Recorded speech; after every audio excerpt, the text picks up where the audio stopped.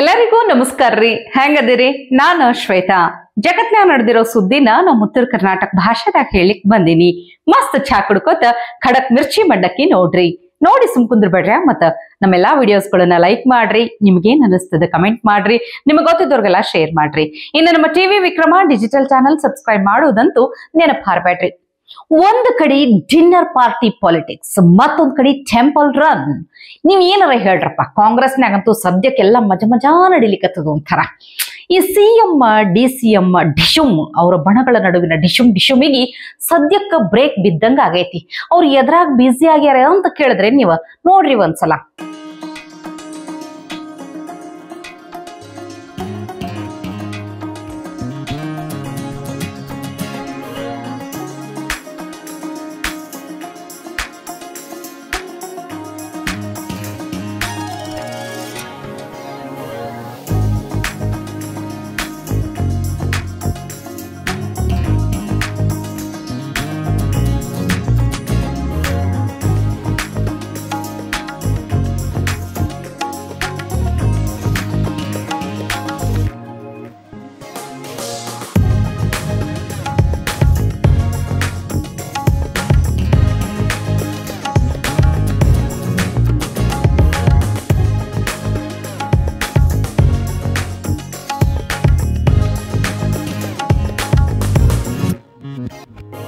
ಅಷ್ಟೇ ಅಲ್ರಿ, DCM DK Shivakumar ಅವರು ಟೆಂಪಲ್ ರನ್ ಮಾಡ್ಲಿಕ್ಕತ್ತಾರ.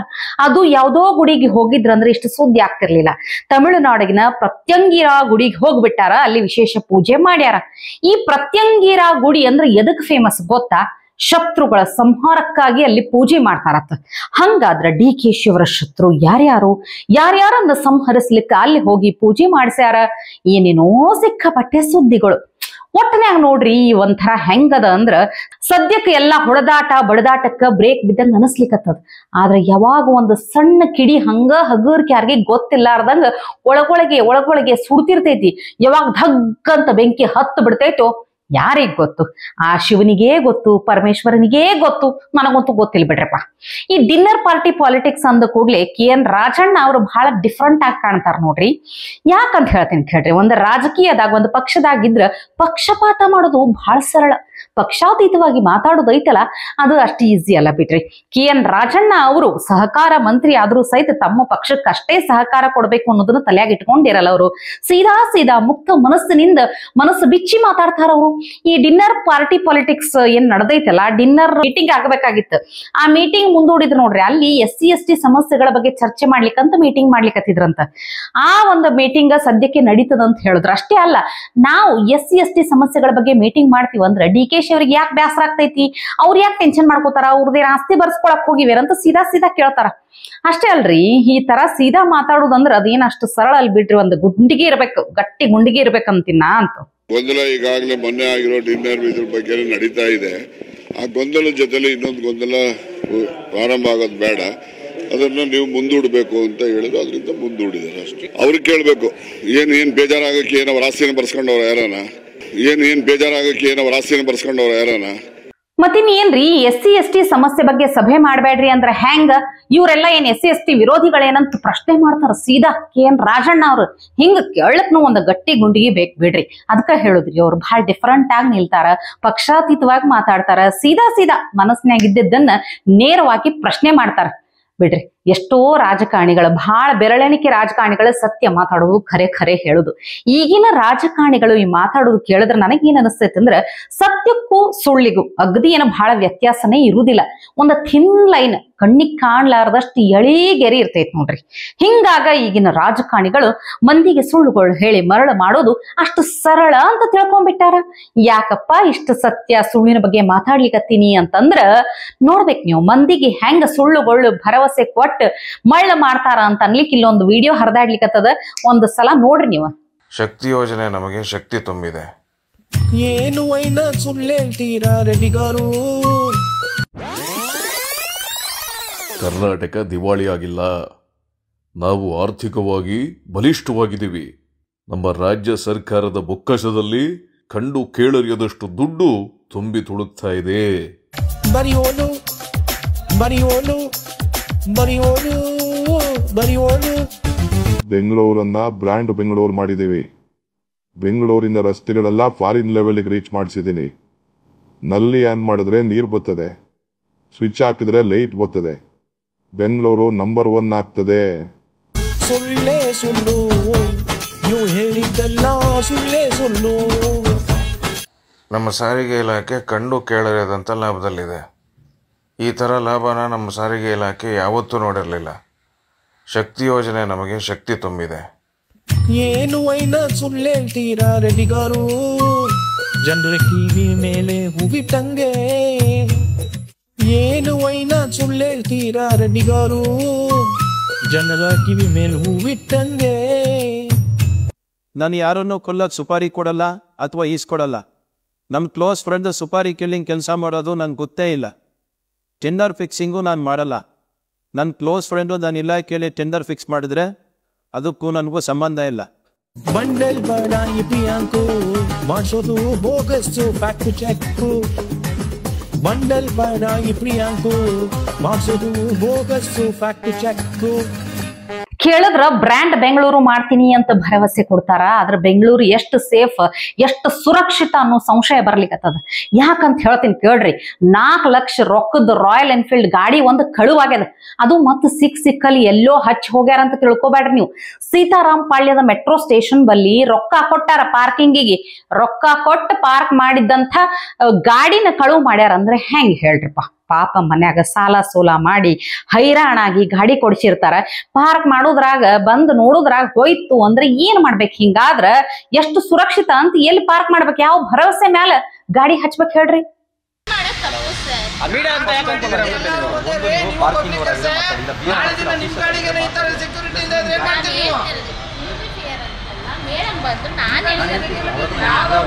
ಗಾಡಿ ಕಳೆದೋದ್ಮೇಲೆ ಬೇಕಾದಷ್ಟು ಟೈಟ್ ಸೆಕ್ಯೂರಿಟಿ ಅದು 1-2 ಅಲ್ಲ 5-6 ಲಕ್ಷ ರೆಸ್ಪಾನ್ಸಿಬಿಲಿಟಿ ಯಾರು?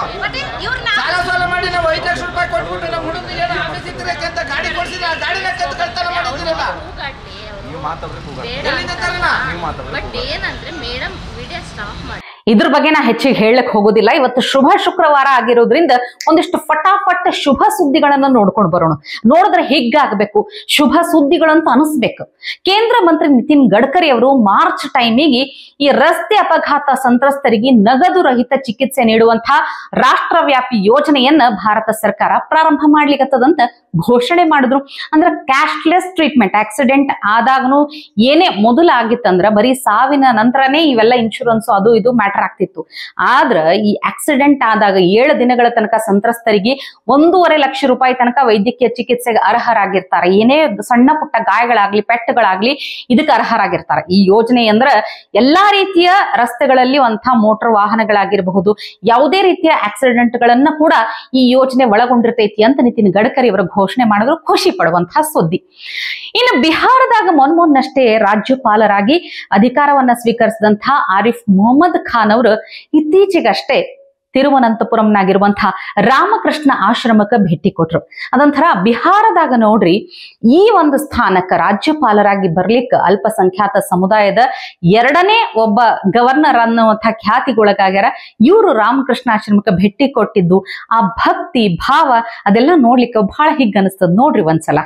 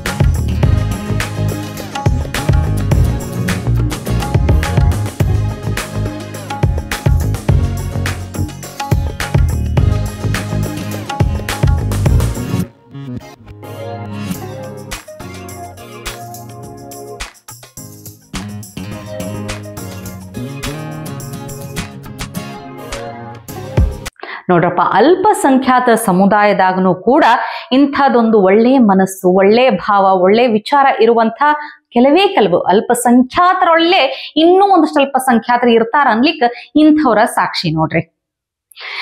ಇನ್ನು ಈ ರಾಮೇಶ್ವರಂ ಕೆಫೆ ಅನ್ನೋದು ಬರೀ ಹೋಟೆಲ್ ಅಲ್ಲ, ಅಲ್ಲಿ ಊಟ ತಿಂಡಿ ಚಲೋ ಸಿಗತೈತಿ ಅನ್ನೋ ಕಾರಣಕ್ಕೆ ಅಷ್ಟ ಫೇಮಸ್ ಆಗಿಲ್ಲ.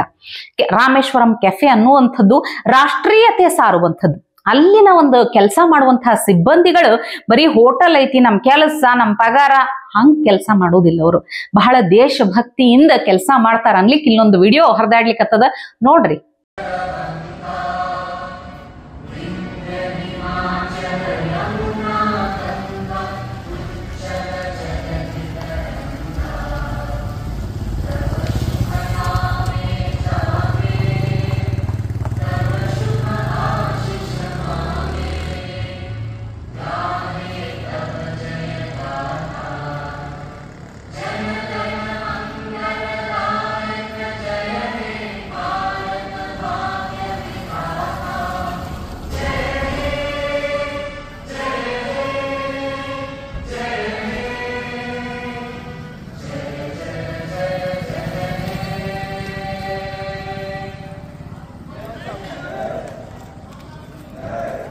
ನೋಡ್ರಿ ಹೆಂಗದ, ದಿನ ಬೆಳಗಾದ್ರ ಅಲ್ಲಿ ಕೆಲಸ ಮಾಡುವಂತ ರಾಮೇಶ್ವರಂ ಕೆಫೆಲ್ ಕೆಲಸ ಮಾಡುವಂತಹ ಸಿಬ್ಬಂದಿಗಳು ಹೋಟೆಲ್ ಓಪನ್ ಆದ ಕೂಡ್ಲೇನೆ ರಾಷ್ಟ್ರಗೀತೆ ಹಾಡಿ ಎಲ್ಲರೂ ದೇಶಭಕ್ತಿಯಿಂದ ನಮನ ಸಲ್ಲಿಸಿ ತಮ್ಮ ಮುಂದಿನ ಕೆಲಸ ಮಾಡ್ತಾರಂದ್ರ ಎಷ್ಟು ಹಿಗ್ಗನ್ಸುದಿಲ್ರಿ.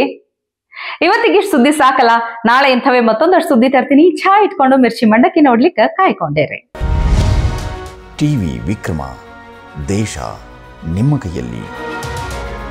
ಈ ಕಾರ್ಯಕ್ರಮ ನಿಮಗೆ ಇಷ್ಟ ಆಗಿದ್ದಲ್ಲಿ ಲೈಕ್, ಶೇರ್ ಹಾಗೂ ಕಮೆಂಟ್ ಮಾಡಿ.